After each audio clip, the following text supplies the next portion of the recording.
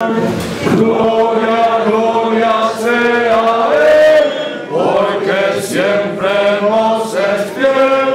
Ven pronto, oh nuestro Salvador. Orden de Cristo que suena cual trompeta el corazón. Animan al vencemos, de siempre orar, porque pronto volveré. Esperamos a nuestro Redentor, que la esperanza Jesús nos viene a llevar. Gloria, gloria sea Él, porque siempre nos es fiel. Ven pronto, oh nuestro Salvador.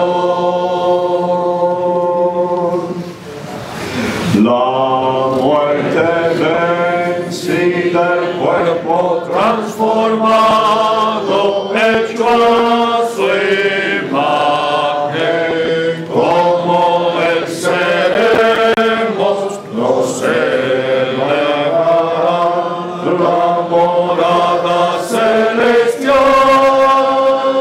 cuando venga el bendito Salvador. Que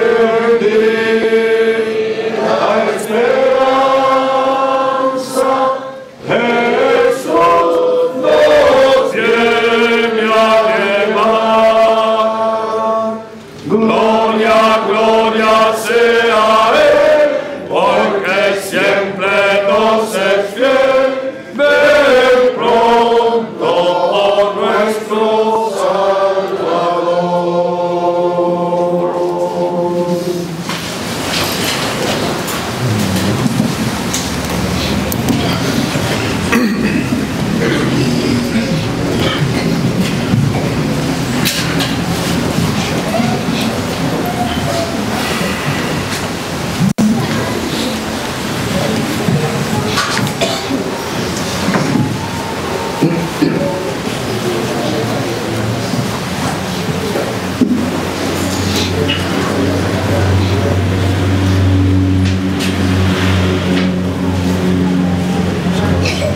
Padre, te damos las gracias porque somos salvos y nuestro precioso Salvador nos ha traído este regalo maravilloso.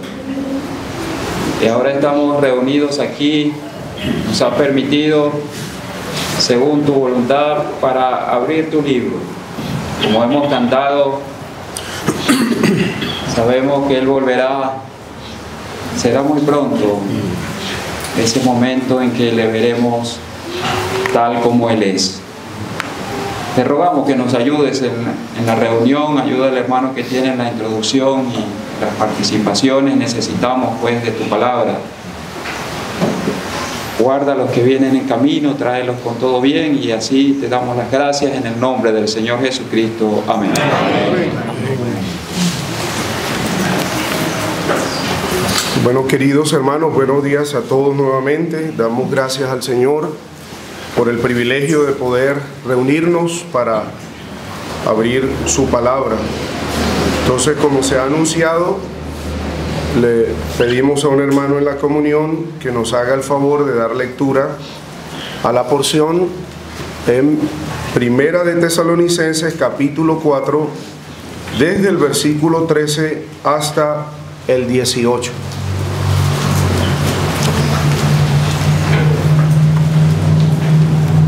Demos lectura, hermanos, con la ayuda del Señor.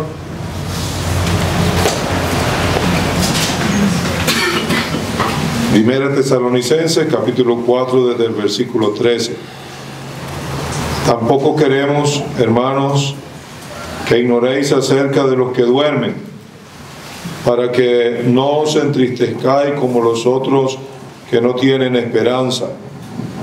Porque si creemos que Jesús murió y resucitó, así también traerá Dios con Jesús a los que durmieron en él. Por lo cual os decimos esto en palabra del Señor, que nosotros que vivimos, que habremos quedado hasta la venida del Señor, no precederemos a los que durmieron. Porque el Señor mismo, con voz de mando, con voz de arcángel y con trompeta de Dios, descenderá del cielo, y los muertos en Cristo resucitarán primero. Luego nosotros, los que vivimos, los que hayamos quedado, seremos arrebatados juntamente con ellos en las nubes para recibir al Señor en el aire, y así estaremos siempre con el Señor. Por tanto, alentaos los unos a los otros con estas palabras. Que el Señor bendiga su palabra. Amén. Amén. Bueno, hay tres pasajes mayormente en el Nuevo Testamento que se ocupan con abundantes detalles con respecto a este evento profético de la venida del Señor. Y son a saber el Evangelio de Juan, capítulo 14, Primera de Corintios capítulo 15 y Primera de Tesalonicenses.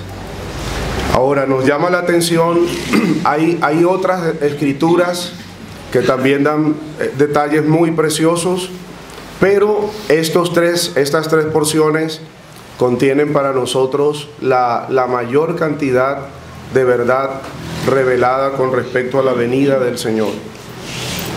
Es muy llamativo que cronológicamente Juan 14 es la primera escritura donde el Señor habló de su venida, y allí la expresión que se destaca es la casa del Padre. Creo que no hay una expresión más íntima y más tierna para hablar del cielo. El Señor le llamó: en la casa de mi Padre muchas moradas hay. En Primera de Corintios capítulo 15, la verdad particular a esa escritura es el misterio de la transformación. Vamos todos creyentes que han de ser resucitados, y los que estemos vivos, todos seremos transformados. Usted ha leído Primera de Corintios 15 y el apóstol dice allí: he aquí os digo un misterio, no todos dormiremos, pero todos seremos transformados. Y esa expresión tiene que ver con el cuerpo. Va a ser adaptado a las condiciones celestiales para estar delante de la gloria del Señor. Pero en Primera de Tesalonicenses, la verdad en particular aquí destacada es la verdad de la resurrección. Eso era lo que estaba perturbando la mente de los creyentes allí en Tesalónica. Ellos pensaban que los que se habían adelantado, los que habían partido, habían sido privados de alguna bendición, y el apóstol quiere consolarles con estas verdades para que ellos y nosotros sepamos que los que se han adelantado no han perdido ninguna bendición.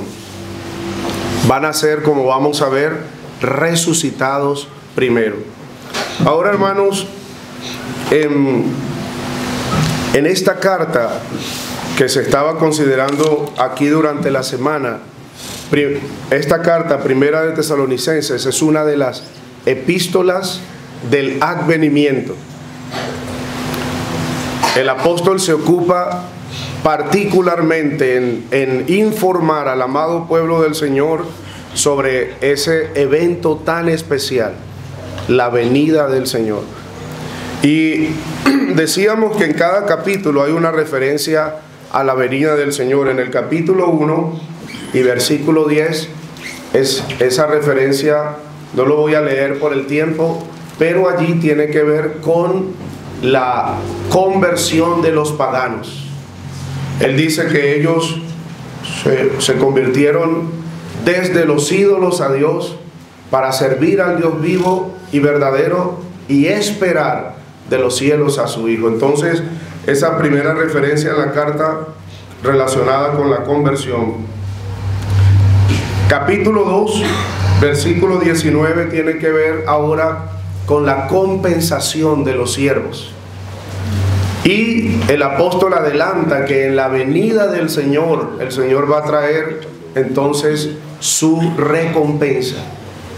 Y hay otras escrituras obviamente que nos dan más detalle, pero aquí él nos adelanta esta verdad. Capítulo 2, verso 19, la compensación de los siervos.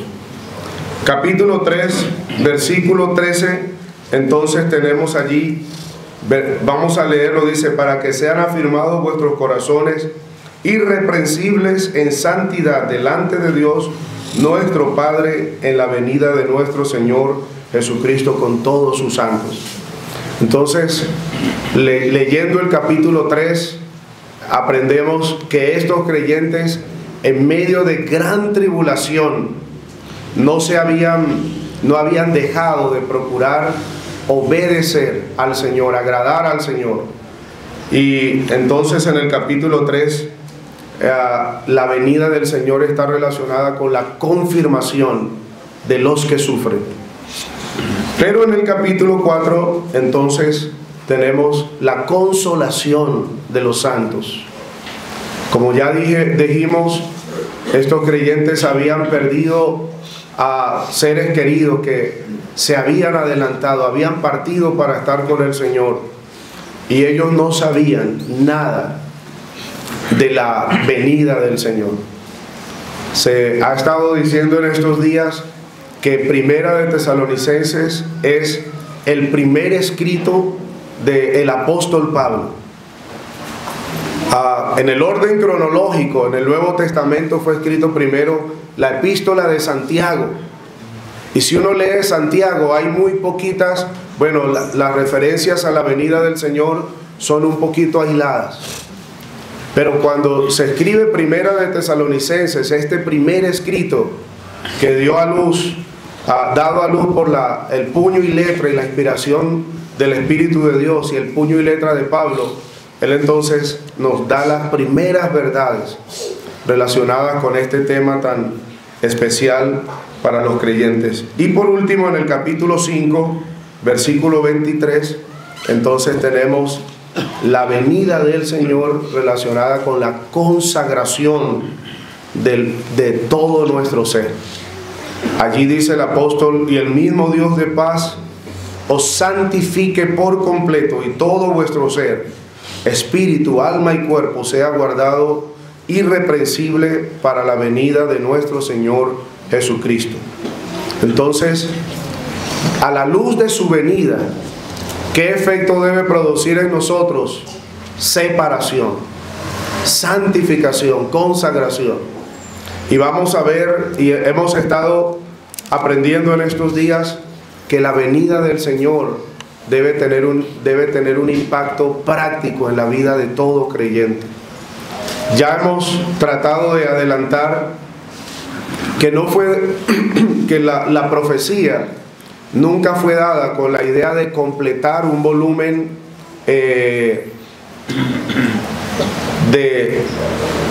¿cómo sería la expresión? Un volumen teórico. Un volumen solamente teórico. Fue dado para contestar, para atender necesidades del amado pueblo del Señor. Ahora, hermanos, sería bueno entonces, al acercarnos a este tema, pensar, verlo bajo 4 preguntas, bajo 4 relacionamientos. 1, ¿qué es la venida del Señor? Esa expresión en el Nuevo Testamento se usa para hablar de su venida por nosotros a las nubes. Se usa también para hablar de su venida con nosotros a la tierra para reinar el Señor.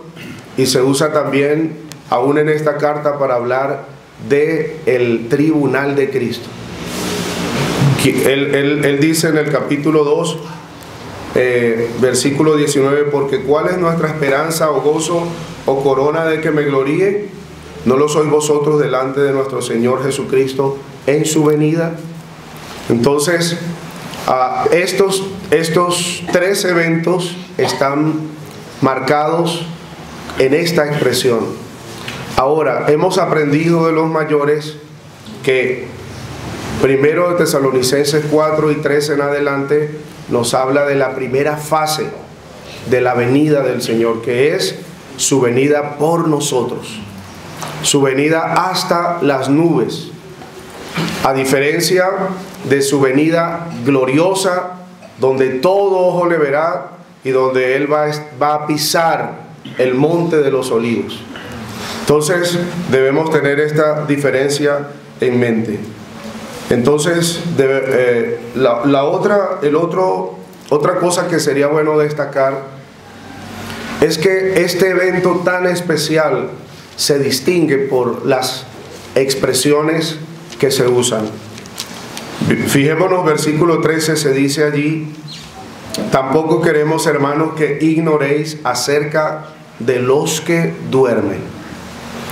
Leyendo la primera carta a los tesalonicenses, aprendemos que esta iglesia no tenía errores doctrinales, no tenía desviaciones doctrinales hasta aquí, pero sí tenía debilidades. El apóstol quiere completar lo que falta a la fe de ellos y él quería entonces suplir esas debilidades. Y esas debilidades iban a ser suplidas con la palabra de Dios. Y él utiliza una expresión muy llamativa. Él habla aquí de los que duermen. Y esta expresión dormir se usa solo para los creyentes que han partido. No se usa para los inconversos y describe la condición de un creyente al morir.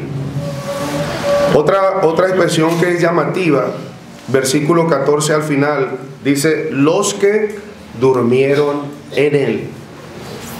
Y esta expresión literalmente es los que él ha hecho dormir. Y eso nos hace pensar, hermanos, en que cuando un creyente muere, Cristo personalmente atiende la muerte de un creyente. Ustedes recuerdan Hechos capítulo 7, la lapidación de Esteban.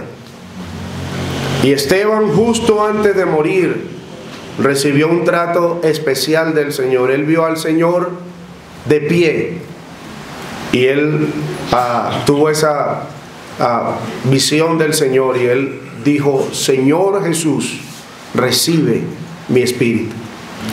No creo que todos los creyentes como Esteban veamos al Señor, pero lo que sí es cierto a la luz de esta expresión es que cada creyente que parte, el Señor personalmente atiende su muerte.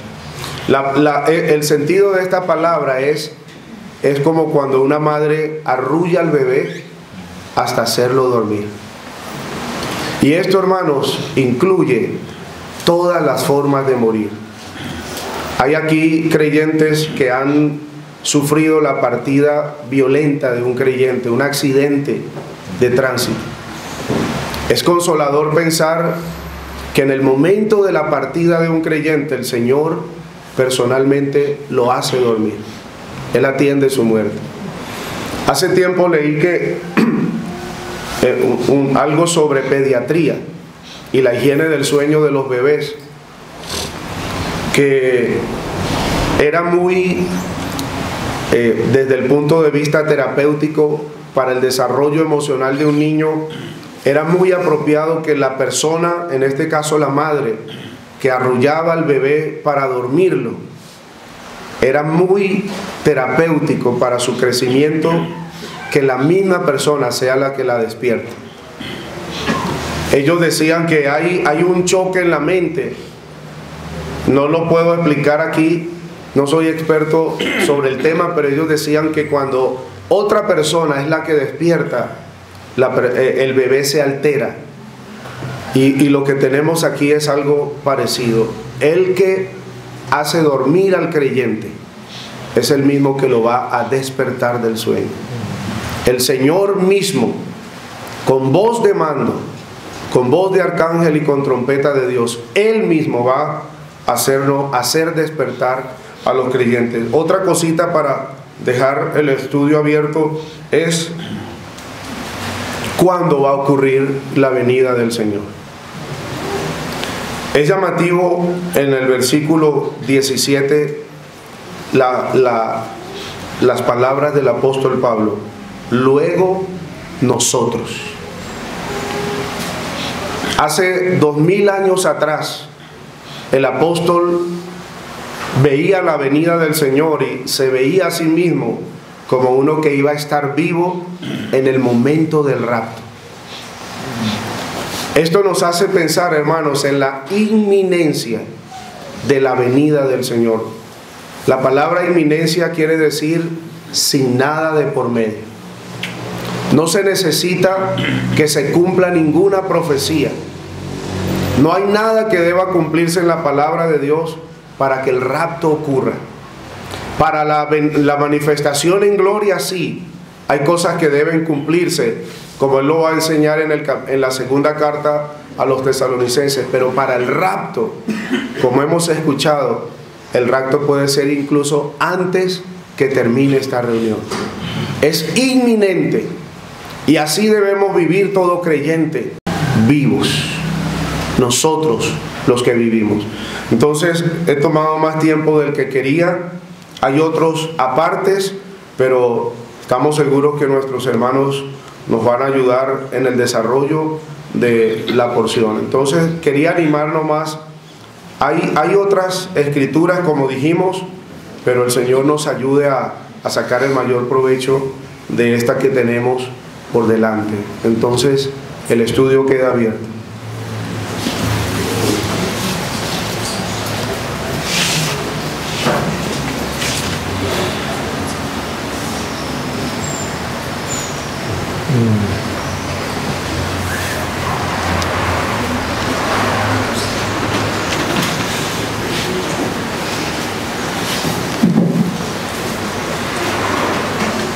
Esta sección de la carta obviamente es una de las razones de peso por la existencia de la carta, por el propósito o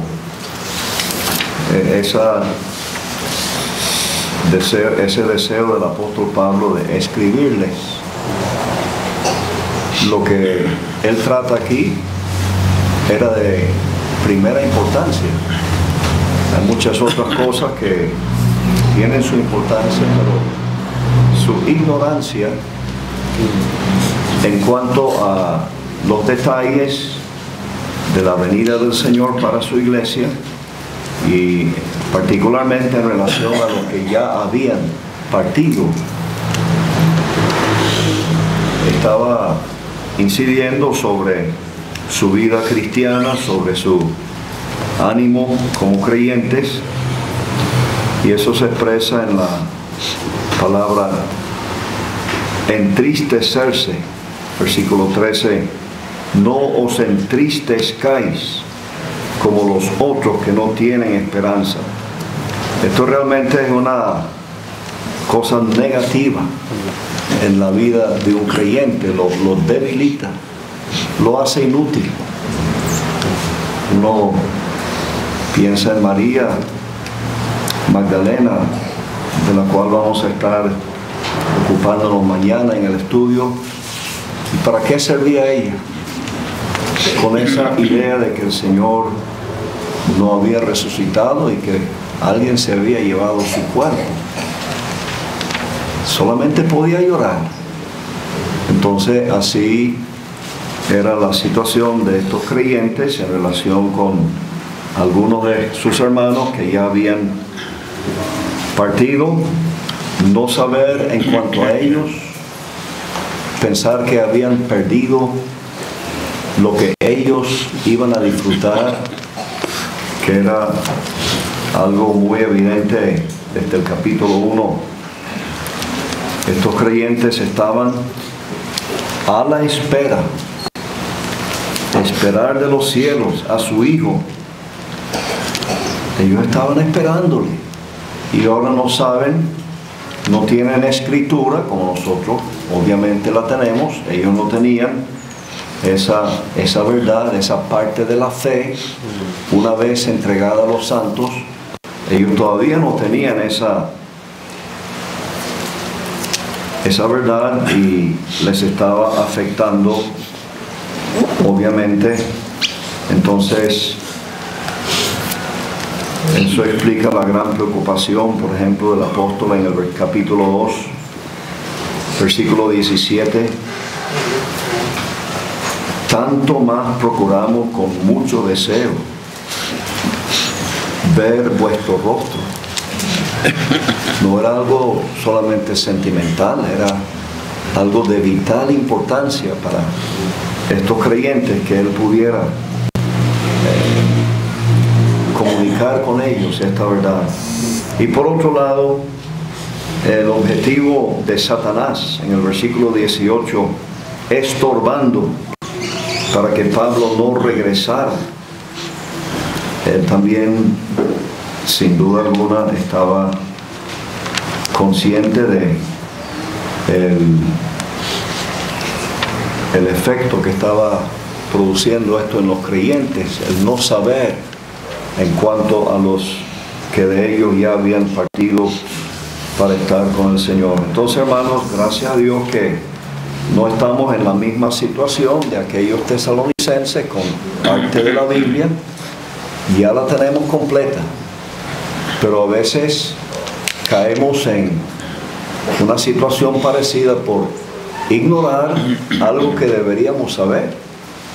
Entonces, cuán importante para todos nosotros esta mañana es tener ese anhelo de haber leído todo lo que Dios nos ha revelado y procurar entender todo, porque eso es básico, es fundamental para nuestra vida cristiana. No es algo que está aquí en la cabeza, solamente una teoría. Es algo que nos va a dar tremenda fuerza y utilidad en el servicio del Señor y en el testimonio. Tener esas verdades no solamente en la cabeza, sino también en nuestra vida diaria, estarlas disfrutando.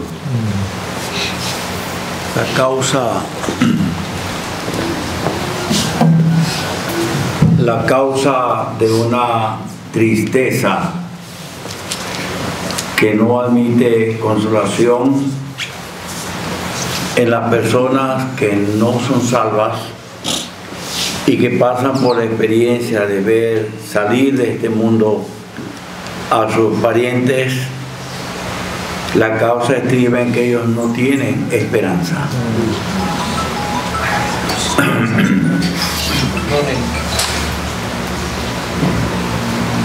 La razón por qué hacen esto y aquello, misas, responsos, rezos, son pataleos de ahogado porque no tienen esperanza. Entonces, esa esperanza, como ya hemos oído, estaba basada en el conocimiento cierto de la palabra de Dios, que trae convicción al alma. Tengo no mis lagunas mentales, mis océanos mentales, y he estado procurando ir a una escritura que dice, pienso en Job, Proverbios, Salmos. Tendrá oí decir a el señor Albert muchos años atrás de un señor que trabajó por muchos años, conocido de él como sepulturero, cementerio de Valencia. Y un día llevaron el cuerpo de una querida hermana a sepultarle allí, él estuvo presente. Y él le confesó al señor Albo: mire, señor Albo, yo voy a decir una cosa. Yo he visto sepultar ahí espiritistas. Yo he visto sepultar allí mormones. Yo he visto sepultar allí rosacruces. Yo he visto sepultar allí católicos. He visto sepultar allí testigos de Jehová. Pero yo nunca había presenciado la sepultura de un verdadero cristiano. ¿Qué hizo la diferencia para él? La convicción y la entereza de los dolientes más cercanos. No vamos a llevar el texto bíblico hasta donde no llega. Ese versículo nos dice que los creyentes no se entristecen por la partida de un ser creyente. Eso hay que respetarlo. Dios nos ha hecho seres emocionales,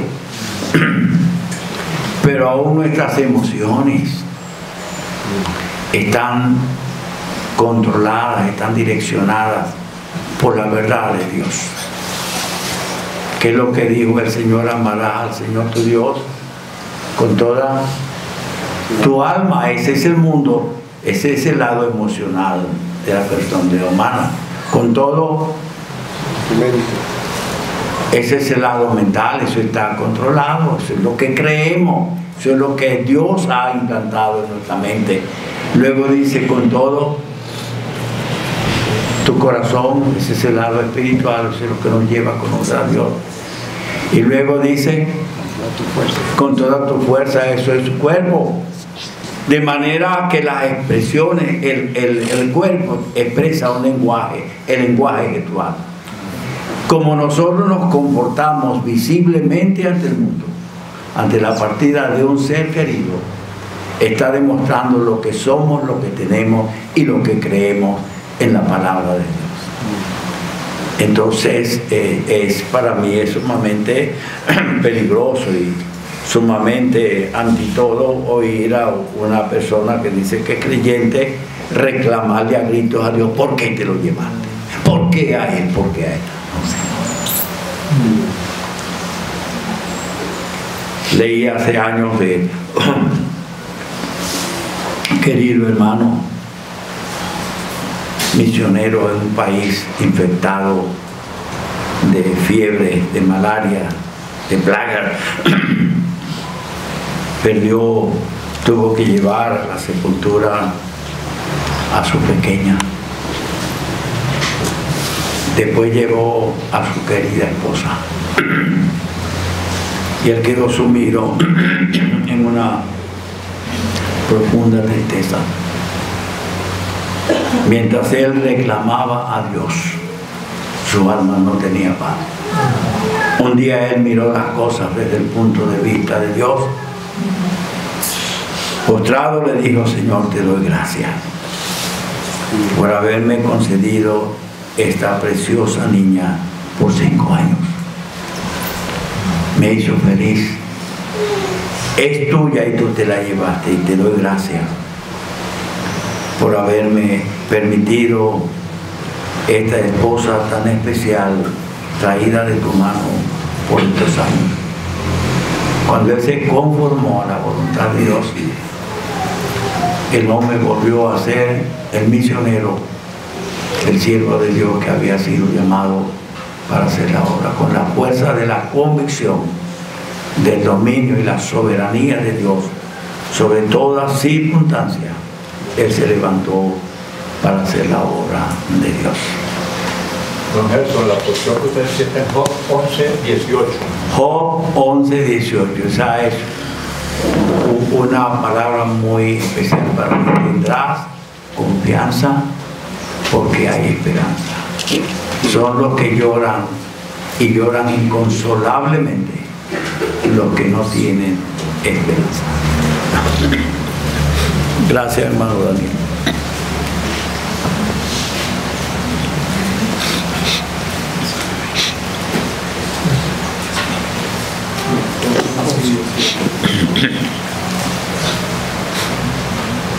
Pienso, oyendo a don Gelson, lo que nos ha dicho en cuanto a amarás al Señor, y verdad que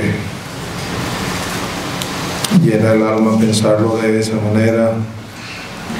Pero estoy pensando también en esos dos primeros versículos, creo que nos ayudan a asimilar, a digerir, si podemos decirlo así, el resto de los otros 4 versículos. Porque hay 2 palabras aquí que nos animan, nos ayudan mucho. Yo creo que el Señor no nos está diciendo a nosotros que no lloremos a nuestros muertos y que en algún momento sintamos tristeza, como estamos aprendiendo, pero Él da la razón de qué manera debemos entristecernos o llorar. Él dice, para que no os entristezcáis. ¿Como quién? Como los otros. ¿Quiénes son esos otros que no tienen esperanza? Yo creo que son los que no son salvos, ¿verdad? Ese sí, como hemos oído, patalea, grita, reclama, llora, y algunos se zumban encima de la urna. Yo lo he visto. No tienen esperanza, no tienen consuelo en su corazón. El creyente debe llorar, debe entristecerse, porque la otra parte del versículo 14, ¿sabe qué dice? Porque sí creemos. Sí creemos. Cuando uno está llorando, un creyente que partió familiar de cercano, un creyente, uno debe saber, bueno, pero ya va, sí, estoy triste, estoy llorando, pero yo tengo una esperanza. Porque yo creo que Jesús murió y resucitó, y así como Él resucitó, así traerá Dios con Jesús a los que durmieron en Él. Y eso debe consolarme. Por eso es que Él termina diciendo, por tanto, alentados los unos a los otros con esta palabra. A mí me llama mucho la atención, y yo aplico o procuro traer esta escritura desde el Salmo 23, versículo 4. Aunque ande en valle de sombra de muerte, no temeré mal alguno. ¿Por qué? Porque tú estarás conmigo. En medio de la enfermedad, aún la muerte no ha llegado, pero estamos en una cama, hay un cáncer terminal, estamos a punto de volar, no temeré mal alguno. Esa es la esperanza del creyente, del verdadero salvado que ha sido sellado con el Espíritu Santo. ¿Por qué? Él dice, porque tú estarás conmigo. Ahí en la muerte, en medio de la enfermedad, a punto de volar a la eternidad, ahí está el Señor con nosotros. No nos deja en ningún momento. Pero cuando uno va al capítulo o al Salmo 48, no solamente que el Señor está con uno en la enfermedad, es que dice, este Dios es Dios nuestro eternamente y para siempre. Nos tocó partir, volar a la eternidad. Dice, Él, ¿quién? El Señor nos guiará aún más allá de la muerte. Está con nosotros. Nos va a llevar al cielo. No es la muerte la que nos lleva al cielo. Es nuestro mismo Dios que nos guía hasta allá. Y cuando uno llega a este capítulo 4, la enfermedad nos ganó, la muerte nos venció, nuestro cuerpo puesto a dormir. Y sabe que me alegra y que me da gozo pensar que aún ese cuerpo allí en el sepulcro, Dios tiene cuidado de ese cuerpo. Dice, el Señor mismo no va a mandar a otro, va a venir a buscarnos, va a sacarnos de allí. Él no nos va a dejar aquí. Él prometió llevarnos al cielo, y Él nos va a llevar al cielo. Pasamos por todo eso y el Señor nunca nos va a abandonar. Por eso es que no podemos llorar como los que no tienen esperanza, ni desconsolarnos como los que no tienen esperanza. Alguien dijo, cuando muere un pecador, ahí sí nos lamentamos por él. Ese sí es digno de que uno se lamente. Está perdido por la eternidad. Pero cuando muere un creyente, alguien dijo, bueno, nos lamentamos, pero por nosotros que nos quedamos, porque él está mejor. Él dijo, lo cual es muchísimo mejor, dijo Pablo, estar con el Señor, lo cual es muchísimo mejor. Tres cosas o tres preguntas. Dos tienen que ver con el estudio y una quizás no tanto, y si no me la responden pues no me voy a molestar. Primero, la palabra rapto es la misma palabra arrebatamiento. Está bien decir rapto. Seremos arrebatados. Versículo 16, hay esas tres expresiones de el Señor mismo con voz de mando, voz de arcángel, trompeta de Dios. Si pueden ayudar en esas tres expresiones, porque el apóstol usa esas tres expresiones. Y la tercera, hemos oído de que el creyente no debe tener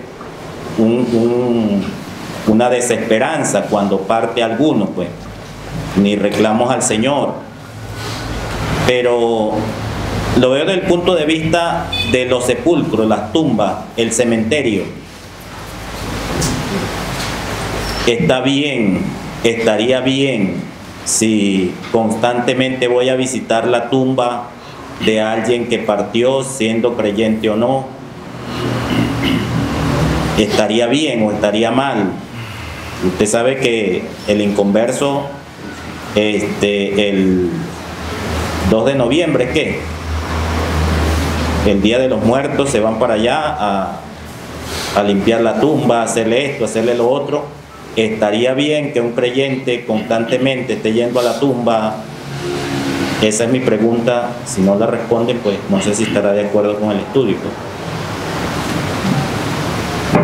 Dijo que iba a hacer tres preguntas. Tres. Sí. La primera, la del rapto, que crece alrededor de las tumbas, para expresarlo de una manera que se vea más la necesidad de atender eso. Bueno, hermano, la palabra rapto tiene un origen bíblico. Tengo aquí una nota, arrebatamiento o arrebatar. Dice aquí la notica que tengo, porque con mis océanos mentales yo necesito anotar. El verbo griego arpageomai es la palabra arrebatar. Significa arrebatar de repente, tomar por la fuerza, tomar algo para sí. Y en el Nuevo Testamento siempre expresa la operación del poder de Dios, de manera que no estamos usando un término fuera de la palabra de Dios al usar rapto, arrebatamiento. Ahora, voz de mando, voz de arcángel, trompeta de Dios. Entiendo que voz de mando es un término militar y es única vez que la expresión se utiliza aquí. Es la autoridad bajo la cual ha de responder aquello que va a llamar. Pensemos en el caso de Lázaro. Lázaro, ven fuera. Esa es una voz de mando, eso es un imperativo en el lenguaje. ¿Y qué pasó? Lázaro se levantó. Ese sería un ejemplo. Confunde a veces voz de arcángel. El único arcángel que se menciona en la Biblia es Gabriel, ¿verdad? Y está asociado a tareas muy específicas relacionadas con la nación de Israel. El término trompeta de Dios, entiendo que a la luz de algunos eventos es una expresión que implica consumación de los propósitos de Dios. Leemos en Zacarías 9:14 en relación a la restauración y exaltación de la nación de Israel, que Dios mismo tocará su trompeta. Leemos en Mateo capítulo 24:41 que enviará sus ángeles y ellos tocarán la trompeta para reunir, ¿verdad?, a los escogidos de la nación, de manera que la trompeta tiene que ver con un hecho definitorio, consumatorio en relación a la nación de Israel. En Apocalipsis capítulo 9 versículo 13, allí dice que se tocará la séptima o la última trompeta dada a los 7 ángeles. No debe confundirse con la final trompeta de 1 de Corintios capítulo 15, ¿verdad? Pero entonces esa última trompeta tocada por el último ángel expresa el clímax de los juicios de Dios sobre un mundo impío. Y por supuesto aquí y en 1 de Corintios capítulo 15 la final trompeta tiene que ver con los propósitos consumatorios de Dios con la iglesia llevada a su presencia. Pero yo le he oído a los hermanos Turkington algunas veces hablar de estas cosas, entonces pasamos la cosa a otro. Estamos en total acuerdo, hermano. Da la impresión que podría haber una resistencia, una oposición a este propósito del Señor, pero nada podrá detener su propósito. Que Lázaro estuviese ahí 4 días ya muerto y ya iniciado la descomposición, eso no representaba ninguna dificultad para esa voz de mando. Y al pensar en Arcángel hemos oído la sugerencia también que no habrá oposición en esas esferas infernales cuya esfera de acción son los cielos. Por ahí vamos a pasar sin ninguna resistencia. Ninguno podrá detener el paso de los creyentes hacia su morada definitiva. No sé si eso ayuda también. Y bueno, el hermano respondió a la pregunta en cuanto a la visita al cementerio. Pues no, el creyente va no en el mismo estado de ánimo de uno que no tiene esperanza. Para el que va y visita y no es salvo, bueno, para él la persona está ahí. Pero para el creyente sabemos que queda ahí algo muy precioso para Dios, que es el cuerpo, pero que la persona en sí no está ahí. Está actualmente disfrutando, despierto en la presencia del Señor. Lo que duerme se refiere exclusivamente al cuerpo del creyente. Su espíritu no duerme. Su espíritu está conscientemente gozando de la presencia del Señor, y eso es algo totalmente diferente a los que no tienen esperanza. Una pregunta, hermano: ¿cremación o sepultura? Esa es una pregunta muy recurrente en estos últimos días, y yo creo que valdría la pena que los hermanos expresaran, ¿verdad? Nada más para, ayúdenos usted con la cremación, don Gelson. Pero nada más para ver una escena que también ilustra el arrebatamiento. Vamos a Hechos capítulo 23, versículo 10. Porque allí se usa la misma palabra exactamente. Dice Hechos 23, 10. Y habiendo grande disensión, el tribuno, teniendo temor de que Pablo fuese despedazado por ellos, mandó que bajasen soldados y le arrebatasen de en medio de ellos y le llevasen a la fortaleza. O sea, en el contexto, Pablo está rodeado de judíos que quieren despedazarlo, y el tribuno envía una compañía de soldados que le arrebatase. Y esa palabra, como hemos oído, literalmente es tomar con fuerza incontestable. La multitud no podía impedir que los soldados lo llevasen, no podían responder al despliegue de fuerza de aquella compañía de soldados. O sea, cuando el Señor venga, hermanos, porque otro detalle que aprendemos aquí es que la venida del Señor va a ser en el aire, al aire, en las nubes. Y aprendemos que ese precisamente es el lugar de dominio del maligno. Él es el príncipe de la potestad del aire.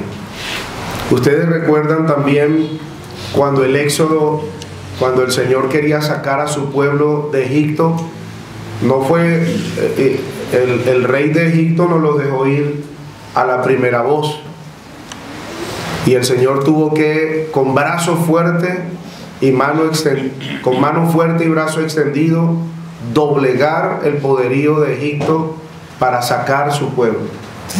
Cuando el Señor venga, hermanos, nadie va a poder impedir el rapto. Él nos va a tomar con fuerza incontestable.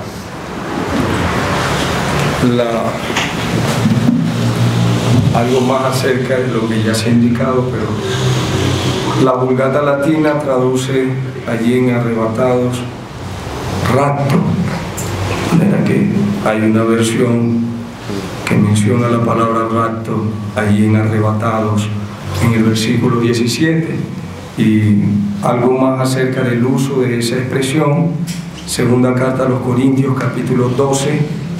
Entonces dice en el versículo 2, fue arrebatado hasta el tercer cielo. Y después en el versículo 4, que fue arrebatado al paraíso. O sea, allí está la expresión arrebatado.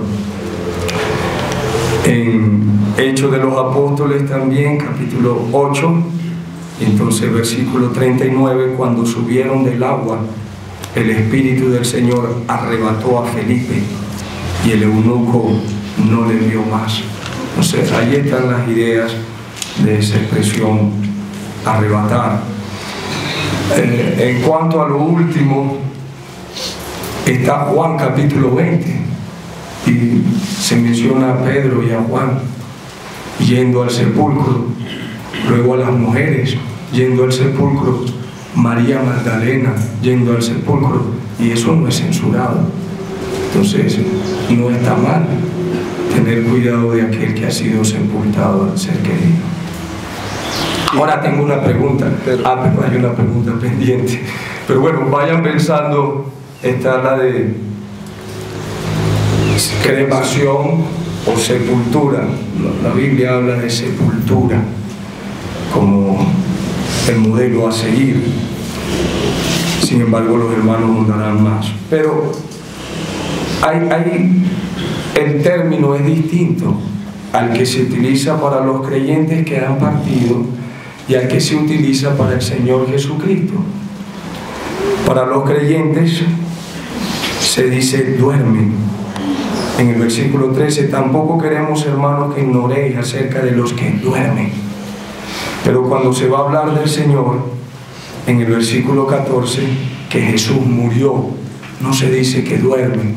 Y por las Escrituras hay tantas donde no se utiliza la expresión dormir en cuanto al Señor Jesucristo, sino morir. Cristo murió por nuestros pecados, 1 Corintios 15. Romanos 5, cuando aún éramos débiles a su tiempo, murió por los impíos. Mas Dios muestra su amor para con nosotros en que, siendo aún pecadores, Cristo murió. Entonces no se utiliza la palabra dormir en cuanto al Señor Jesucristo, sino morir, como si se utiliza con los creyentes. Entonces, ¿a qué se debe la diferencia? Quisiera darle una cita bíblica de lo que usted está diciendo de crematorio está en Amós capítulo 2, y él dice: así ha dicho Jehová, por 3 pecados de Moab y por el cuarto no revocaré su castigo, porque quemó los huesos del rey de Edom hasta calcinarlos. Entonces, esa es una de las citas bíblicas, pero quisiera pues aprovechar un momentico nada más, don Gerson, discúlpeme, para hacer una pregunta. Esa cita de Daniel capítulo 12 no tiene nada que ver con el arrebatamiento y la venida del Señor. Dice que todos los que durmieron, unos serán despertados para vergüenza y confusión perpetua, porque estamos oyendo que se está refiriendo a dormir solamente para el creyente, y Daniel dice: muchos de los que duermen en el polvo de la tierra serán despertados, unos para vergüenza y otros para confusión perpetua. Y otra pregunta la tengo en Hechos capítulo 8 y el versículo, Hechos capítulo 8 y el versículo, donde está la muerte de Esteban. 7. Hechos 8 y 2, perdón, 8 y 2. Dice: y hombres piadosos llevaron a enterrar a Esteban e hicieron gran llanto sobre él. Entonces quisiera pues que nos expliquen si podemos censurar a un hermano que siente pues la separación de esa persona, o este gran llanto que dice las escrituras aquí, o sea, que nos expliquen un poquito más en cuanto a esto pues.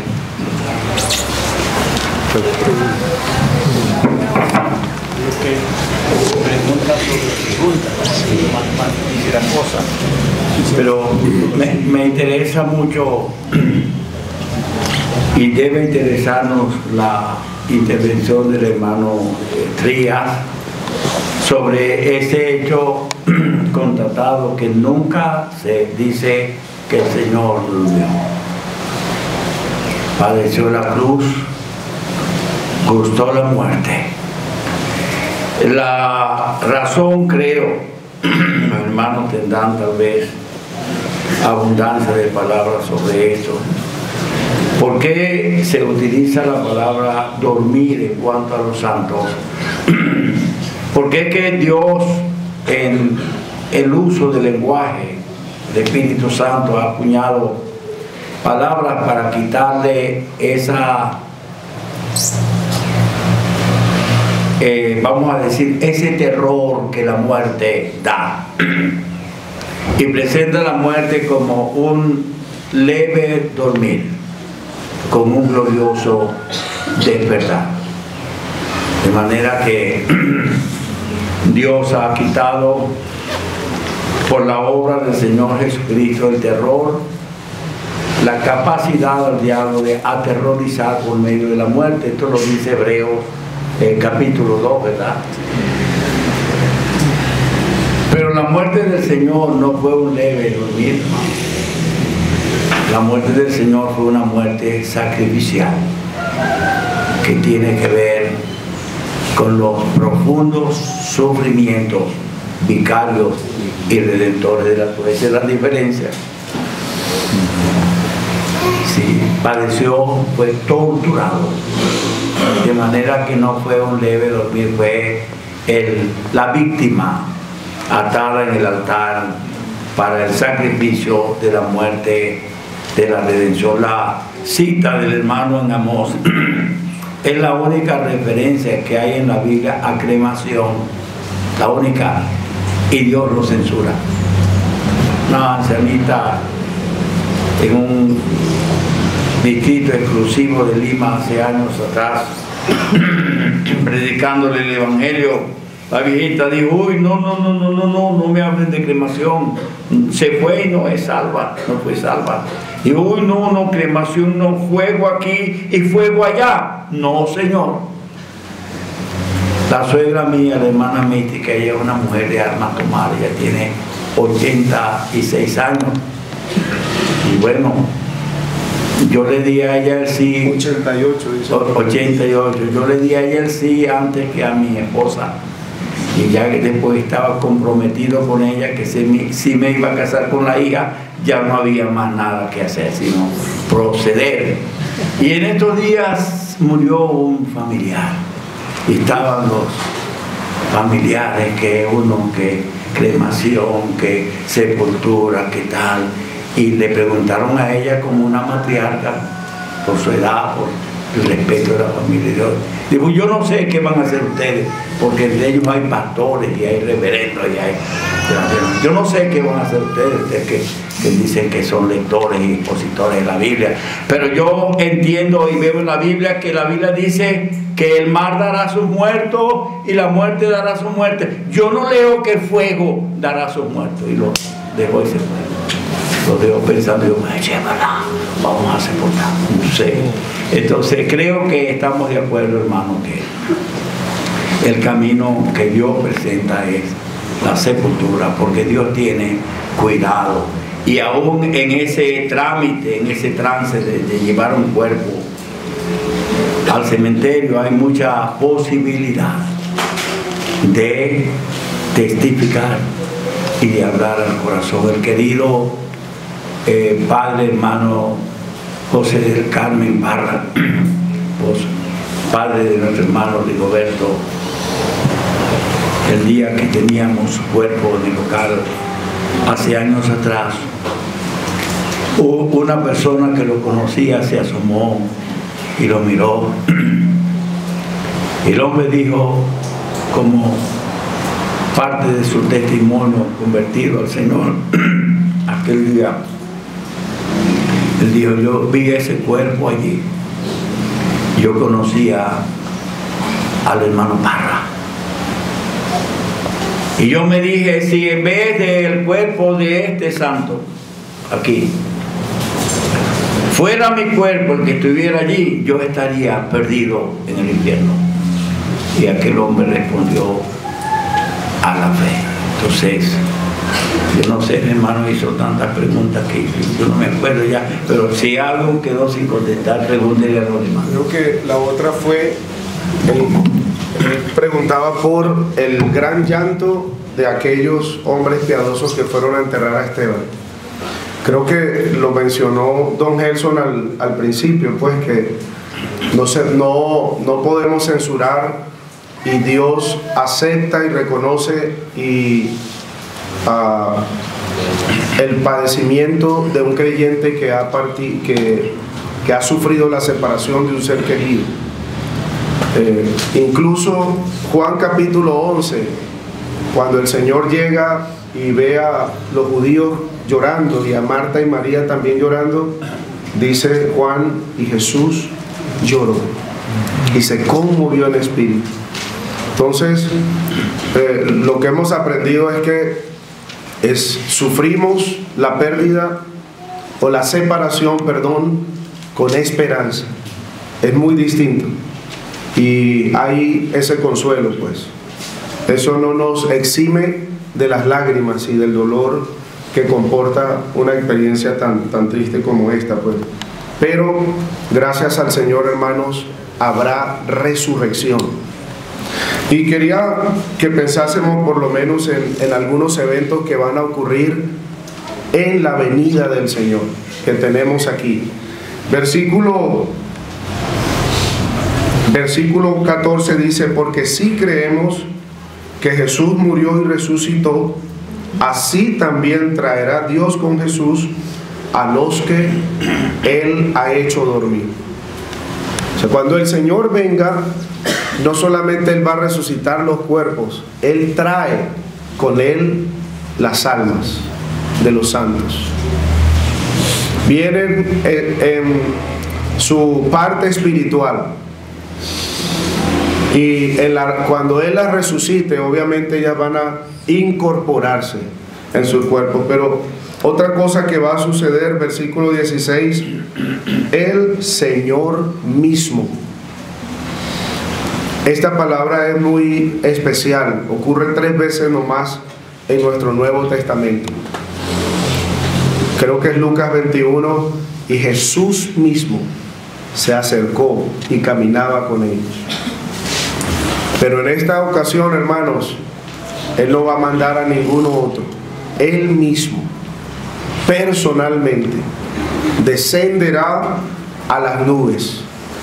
Otra cosa que va a ocurrir entonces, versículo 16, Dice, y los muertos en Cristo resucitarán primero. Me llama la atención la expresión primero, porque indica que va a haber un orden. Que nosotros no nos imaginamos la tremenda cantidad, la compañía tan grande que estará reunida, pero va a haber un orden, no va a haber desorden.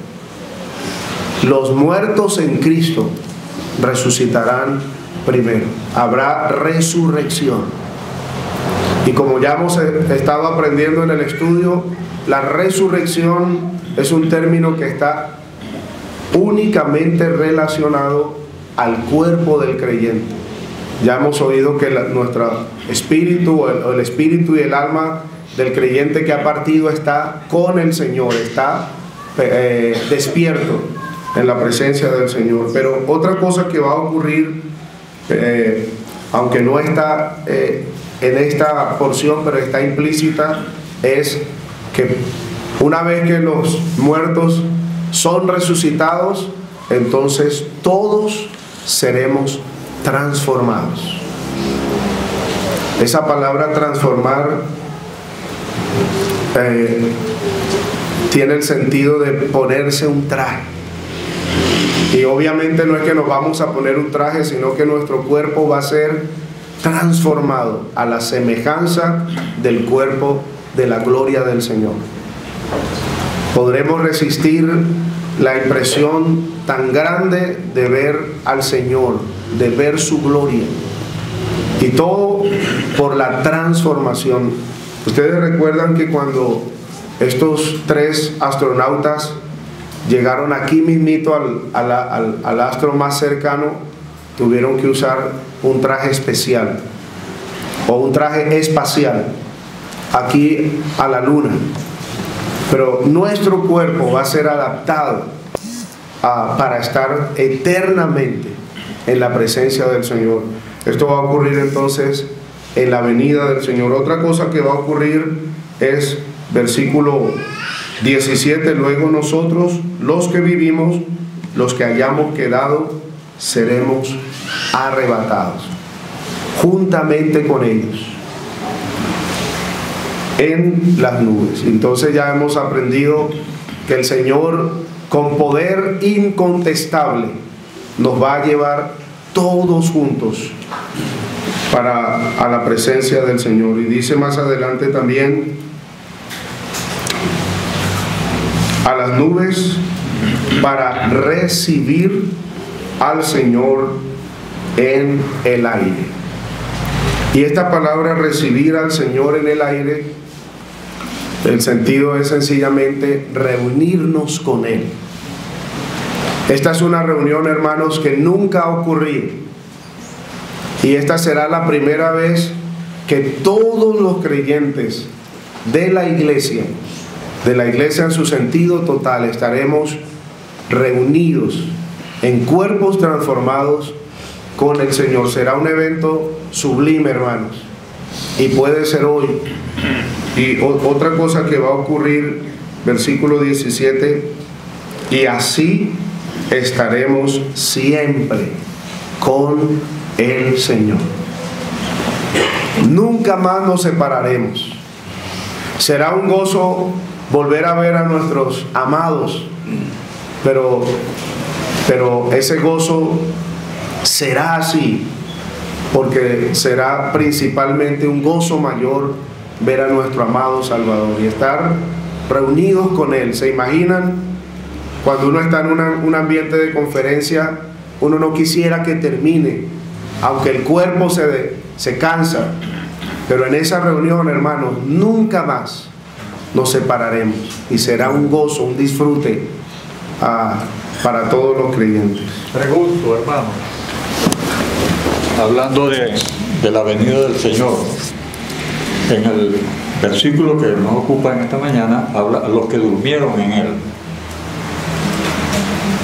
Pero en el versículo 13 del capítulo 3 dice: con todos sus santos. Me parece que hay una diferencia allí en cuanto a la venida, porque si fuera en el mismo momento, pienso yo, en mi confusión, No diríamos que los que durmieron en él son los únicos que pueden llamarse todos sus santos, ¿no? ¿Me explico? Otra pregunta, pero en el versículo 14. Ayúdenos. Antes de la pregunta, hermano, deje que el hermano Kenny va a ayudarnos con eso. A mí también se me olvidan las preguntas, como son muchas. Quizás nos ayuda a entenderlo, hermano, el sentido de esa palabra. Creo que ya hemos oído una explicación. Es el sentido de Él estar presente. No se refiere necesariamente a su venida, sino más abarca todo ese tiempo cuando Él está presente con los suyos. Parousia, la palabra en griego, no me pregunten más sobre el griego, pero entiendo que tiene ese sentido. No solamente incluye la venida, sino su estadía posterior a la venida con ellos.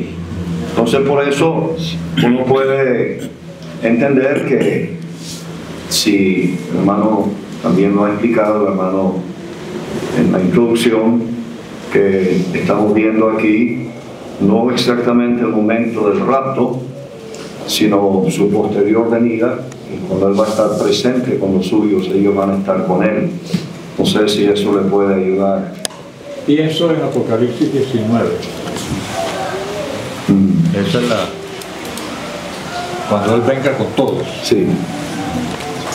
Yo creo que sí se puede incluir ahí, porque es el sentido de la palabra. Esa sería la segunda etapa de su venida. Ajá, sí. Ya con todos sus santos, como lo expresa el texto. Entonces, la pregunta. Versículo 14, se incluye a Dios trayendo. No dice enviará, hablando con mucha reverencia, Dios con Jesús a los que durmieron en Él, sino que dice traerá Dios con Jesús a los que durmieron en Él. ¿Cuál es el sentido? ¿Está incluido Dios? Jesús es Dios.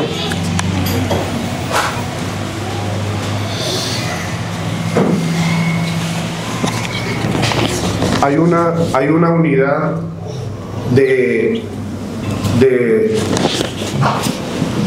voluntad, de decisiones, de deseos que el apóstol reconoce que comparten Dios el Padre y nuestro Señor Jesucristo. Lo destacábamos en el capítulo 3, verso 11. Dice allí: mas el mismo Dios y Padre nuestro y nuestro Señor Jesucristo, ¿qué dice la expresión siguiente? En singular. Gramaticalmente debería decir dirijan, pero él menciona al Dios y Padre, al Señor Jesucristo, y utiliza una expresión en singular, porque no hay nada que haga el Padre que el Hijo no desee, y viceversa. No hay nada que el Hijo haga que el Padre no desee. Igualmente, en relación a la venida del Señor, pues Dios va a traer con Jesús. Hay una unidad de propósito y de voluntad en este sentido. Quizás la pregunta del hermano tiene que ver con el sentido. ¿Se está refiriendo a un momento que cuando vienen a la tierra, o está refiriéndose a un momento cuando Él regresa al cielo con los santos ya a su lado, ¿no? Traerá a Dios con Jesús. Algunos lo ven de esa manera, que se está refiriendo a la recepción de ellos ya en el cielo, espíritu y cuerpo, todo completo, ¿no? Pero no altera pues el sentido de la enseñanza. Y los que durmieron, es interesante lo que oímos de nuestro hermano, que es como si el Señor los puso a dormir, es un verbo pasivo. Entonces, no se podría decir eso del Señor en relación a su muerte, porque él afirmó: yo pongo mi vida para volverla a tomar. Él, de su propia voluntad, puso esa vida. Entonces no se usa la palabra dormir en relación a la muerte de él. Ninguno lo durmió a él. Ninguno lo durmió a él, sí. Fue algo voluntario de él. Don Alan le oí, solamente para decir algo de eso, a Don Alan le oí decir aquí en una conferencia aquí mismo en Mérida, él dijo: Cristo murió para que nosotros durmiéramos. Me sorprendió y él dio su explicación. Quisiera hacer una pequeña pregunta.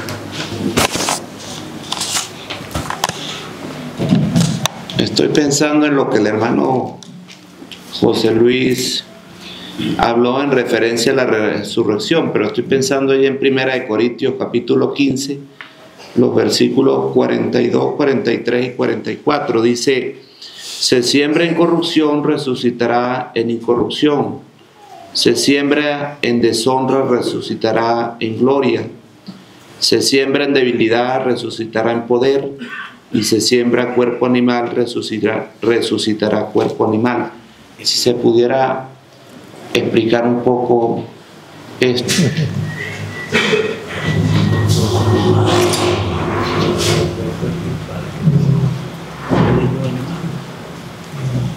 Cuerpo animal y el cuerpo espiritual.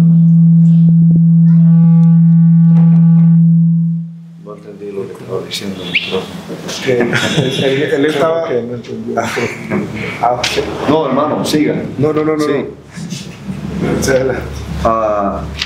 Bueno, creo que el hermano José Luis también nos refirió de que ese cuerpo en el cual vamos a resucitar es un cuerpo diferente, por supuesto. Está relacionado, está vinculado, pero es un cuerpo espiritual. Y es difícil la expresión, pero yo lo entiendo, que es un cuerpo perfectamente adaptado al espíritu.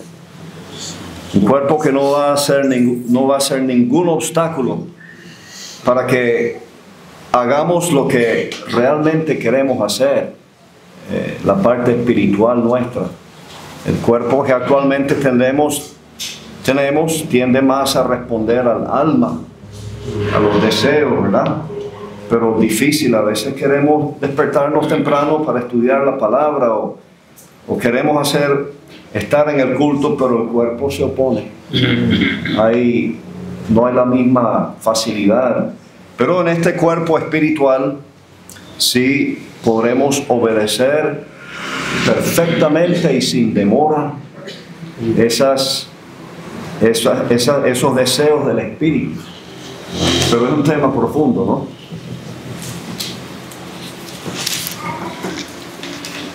¿Te iba a decir algo, hermano? No, era que como dijo que no entiende la pregunta, le iba. El énfasis en 1 Corintios 15 es la transformación. No todos dormiremos, pero todos seremos transformados. Entonces, por eso el énfasis que lo que se siembra no es lo mismo que emerge. Lo que sale es un cuerpo completamente distinto, porque es el énfasis allí, la transformación. Y está mencionando el ideal de Dios. El ideal de Dios no es cremación. En el propósito de Dios y la base bíblica es que se siembre. Por eso se utiliza tanto la expresión se siembra. Se siembra. En 4 ocasiones se dice se siembra. No se quema, se siembra. Con la esperanza de que eso va a brotar, va a salir, va a emerger como un cuerpo completamente distinto a lo que se sembró. Esa es la idea allí. Vamos a ser transformados a la semejanza de Cristo. Ahora, sería bueno pensar en este tiempo que falta antes de terminar el culto. ¿Qué efectos prácticos debe producir las verdades que estamos aprendiendo? Con respecto, ya que el hermano ha preguntado en 1 Corintios, en Corinto había la idea falsa que las viandas para el cuerpo y el cuerpo para las viandas, porque lo uno y lo otro destruirá a Dios. Eso en En términos un poco más de nuestro día sería si dele al cuerpo lo que el cuerpo le pida, porque el cuerpo va a morir y va a ser sepultado y se va a acabar todo. Entonces, 1 Corintios 15 enseña que Dios tiene especial cuidado con nuestro cuerpo y que debemos tener cuidado con lo que hacemos con nuestro cuerpo. Es verdad, hermanos, que no estamos esperando la muerte, pero no, por favor, no me vayan a malentender. Estamos esperando la venida del Señor. Pero si el Señor no viene hoy, y el que habla parte hoy, o usted parte hoy, su familia debería saber qué hacer con el cuerpo. Así dijo, ¿recuerdan José? Él antes de morir dio mandamiento acerca de sus huesos. Entonces, tristemente, tuvimos la experiencia de presenciar la sepultura de un hermano y el velorio de un hermano por años fiel, único creyente en su familia. Sacaron su cuerpo de la casa donde lo velaron y lo bailaron. Eso fue algo muy bochornoso, muy triste, muy indigno. Entonces, hermanos, aunque estamos esperando la venida del Señor, si el Señor no viene hoy, y si yo parto hoy, mi familia debería saber qué hacer con mi cuerpo. Ya hemos escuchado de sepultar, que prediquen el Evangelio y otras cosas también. Pero, hermanos, con respecto a 1 de Tesalonicenses, aprendíamos entonces que la venida del Señor trae consuelo. Quiero llamar de nuevo nuestra atención al versículo 17 del capítulo 4. Luego nosotros, los que vivimos. Ahora, los que vivimos se refiere en general a todos los creyentes, no solamente los que están en la comunión de una asamblea, no solamente los que están en los caminos del Señor, como lo llamamos, sino a todos los genuinos creyentes. Cuando el Señor venga, Él va a llevar a todos los creyentes, ni uno solo se va a quedar. En la condición espiritual en que esté, obviamente esto va a traer un creyente que no está marchando en los caminos del Señor. Él va a recibir pérdida, va a tener pérdida, pero todos seremos arrebatados. El Señor nos ayuda, hermanos, a vivir así, a vivir esperando la venida del Señor. Hay una expresión que usa Pablo, creo que fue la última, en su segunda carta, la última referencia a la venida del Señor. Él dijo: he acabado la carrera, he guardado la fe. Por lo demás, me está guardada la corona de justicia, la cual me dará el Señor juez justo. Y Él dice: y no solamente a mí, sino a todos los que aman. Es llamativo que Él no dijo los que esperan, sino los que aman su venida. Entonces, ¿cómo debemos vivir, hermanos? Vivir amando su venida, vivir esperándole diariamente. En relación a eso, no podemos desvincular esta enseñanza de lo que está al principio del capítulo. Está en el mismo capítulo la enseñanza en cuanto a la santidad del creyente, una vida santa. Esto nos recuerda que el apóstol Juan dice: el que tiene esta esperanza en Él se purifica a sí mismo, así como Él es puro. Una